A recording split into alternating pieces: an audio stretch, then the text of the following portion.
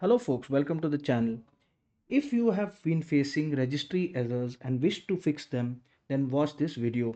So the only way to fix registry errors is to run the SFC scan, and this should fix the registry errors 99% of the time. In command prompt, right click on it, click on run as administrator to open it in the elevated command prompt, and then input the command sfc slash scannow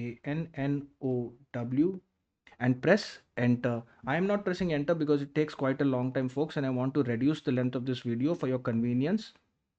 So once you run the scan, it should fix all the registry errors. If it doesn't, then the only option is to reset your system. For that, I will right click on the start bar, go to settings, and then I'll go to system, scroll down for recovery, click on it, and then click on reset this PC, and then click on remove everything. But before you remove everything, make sure you back up all your personal data on an external drive.